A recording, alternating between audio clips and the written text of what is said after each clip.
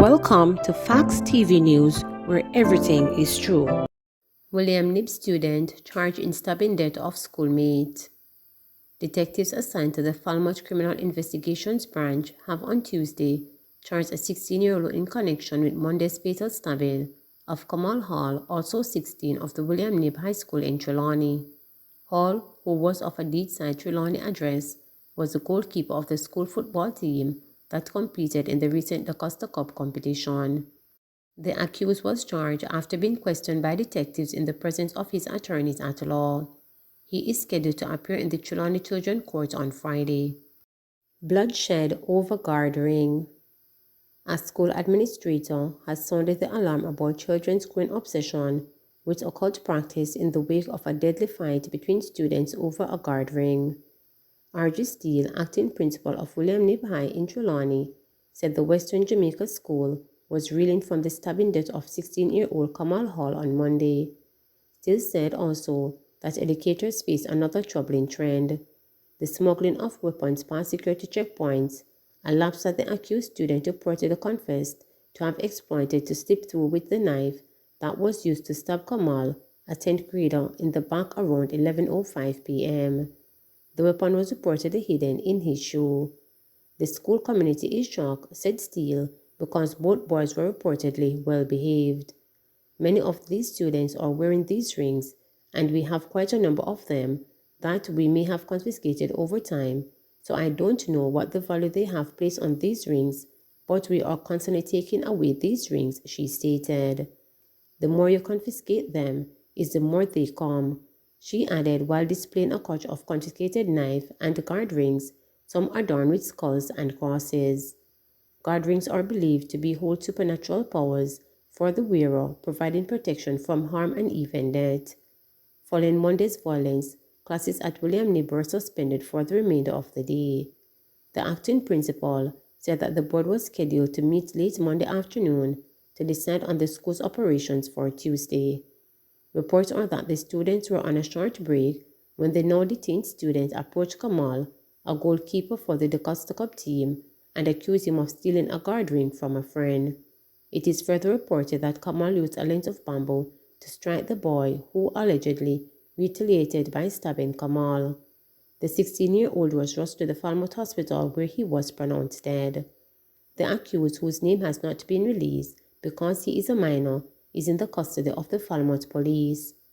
The bloodshed came hours after Superintendent Christopher Phillips, commanding officer of the St. Catherine Todd Police Division, forewarned of a school's crisis where many at-risk youths taunted by gangs and antisocial associations returning to full-scale face-to-face classes. We have seen where it has already started in some parishes, and I'm predicting that we are going to have hell for at least another year with these children returning to face-to-face classes, Phillips reported on Monday. In addition to going after the seasoned gang members, we have to look out for the at-risk youngsters. We would have interacted with them. Some probably get involved, whether as lookouts or were used as pawns in extortion rackets. A senior cop from the Trelawney Police Division has expressed concern about the tentacles of organized crimes in schools, sharing with reporter that several students have been flogged as perpetrators of the lottery scam. That scheme, which mushroomed in Jamaica almost 20 years ago, targeted mainly elderly American citizens, fleecing them of hundreds of thousands of US dollars on the basis of bogus sweepstakes winning. Our investigation have revealed that a number of these students are active in the lottery scamming, and these guard rings are purchased through scamming, the senior cop, who requested not to be named because the details of the investigation are privileged, said on Monday. These students have been out of school for close to 2 years, and a number of them are caught up in this illegal practice for making quick money, which they use to purchase these rings, which are very expensive. Some guard rings cost between $100,000 to $150,000. These developments are cause for concern for William Nib High School Board Chairman, the Reverend Jonathan Hemmings, who described the incident as very tragic. We would want to spare a thought to both families. It is a devastation for the school, so much that for the emotional health, we have to close the school for the rest of the afternoon, Hemmings reported. But he was quick to defend William Knibb's record, saying the incident was not evidence of systematic breakdown at the institution. One must also understand that this tragic event is nothing that the school encourages or tolerates, because up to this morning, 2 students were suspended for carrying weapons. This is nothing that the school encourages, he said. Jacure sentenced to 6 years in prison for attempted manslaughter. Reggae artist Jacure has been sentenced to 6 years in prison in the Netherlands for attempted manslaughter. The sentence was handed down in the Dutch court yesterday. Jacure, 43, was charged in October in relation to a stabbing incident. In court, the reggae artist had claimed self-defense, but the Court of Amsterdam rejected his claim. According to Frank, press officer for the Netherlands Public Prosecution Service, although the claim of self-defense was rejected, the court found Jacure not guilty of attempted murder. Last October, Jacure stabbed promoter Ricardo Papa Blake in Dam Square in Netherlands. During a public hearing on March 8, the prosecution said Jacure's action was premeditated and that he intended to cause wounding and harm to Blake. The stabbing followed an argument over money totaling €5,000 owed to the artist by the promoter for a concert at which he performed in Meckweg. The prosecutor had asked that Jacure be sentenced to no fewer than 8 years. This is not Jacure's first run-in with the law. On April 26, 1999, he was convicted on 2 counts of illegal possession of a firearm, rape and robbery with aggravation, for which he served 8 years of a 15-year sentence. Jacure was released in 2007 and gained popularity from singles Long 4 and Prison Walls Reflections, released while he was imprisoned. In 2015, he was detained at the Port of Spain police station after being accused of taking payment for a performance for which he was a no-show. His album The Cure was nominated for the Best Reggae Album Grammy Award the following year. If Jacure, represented by attorney at law team, and the prosecutor disagreed with the court's ruling, both can appeal to the Court of Appeal within 2 weeks. 2 men shot dead, 3rd injured in Westmoreland attack. 2 men were shot dead and another injured in an attack at a shop in the farming community of Highgate in Darlaston, Westmoreland. The murdered victims have been identified as 35-year-old Sonny Leslie, otherwise called Munchie, and 22-year-old Nicholas Warlock, both of Highgate. It is reported that about 9:45, Leslie and Warlock and another man were among patrons at a shop when gunmen drove up, opened fire, then escaped in a waiting motor car. The police were summoned and upon arrival, the wounded men were rushed to hospital. Warlock and Leslie were pronounced dead. The other victim was treated and admitted in serious condition. Raheem Sterling to be the face of Jamaica's 60th celebrations in UK, Europe. World-renowned Jamaican-born English footballer Raheem Sterling will be the face of Jamaica in the United Kingdom and Europe as the country celebrates its 60th anniversary of independence. Sterling is being appointed Tourism Ambassador, Minister Edmund Bartlett stated in a media release yesterday.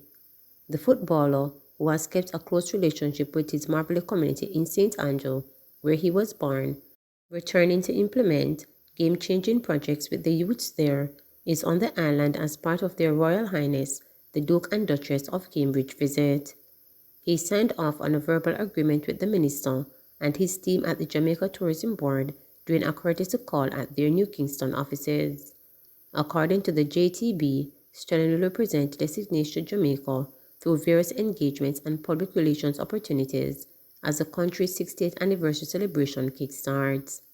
The island and its unique culture have always played an important role in Sterling's life, and so he's the perfect person to represent the destination during its diamond year of celebration, Bartlett stated in the media release. Teachers to be paid by March 24. The Ministry of Education and Youth is advising that salaries for public sector teachers will be uploaded to the Accountant General's portal by Thursday, March 24.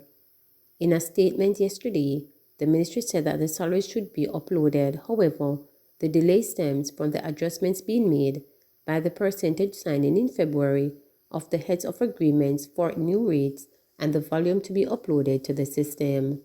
The salaries will be reflected in personal accounts by Friday for those who use the commercial banks except for Scotiabank, the ministry stated.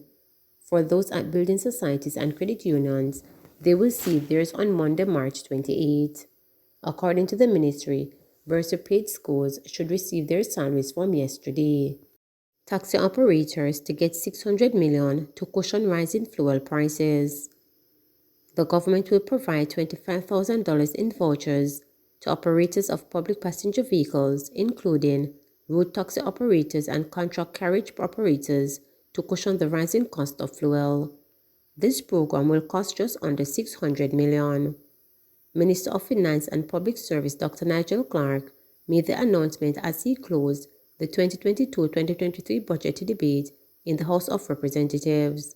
The voucher program will begin towards the latter half of April and will be administered by the Transport Authority under the guidance of the Minister of Transport and Mining, Audley Shaw, who I am sure will speak more fulsomely on this, Clark stated.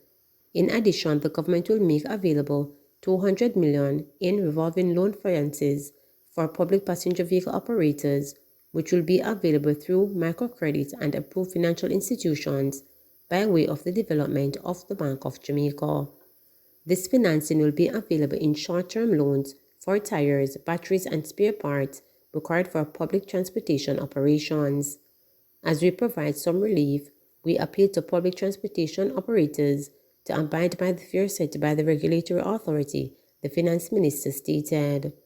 Clark said that the government will increase the allocation towards transportation assistance for students on the Program of Advancement Through Health and Education path by 40%.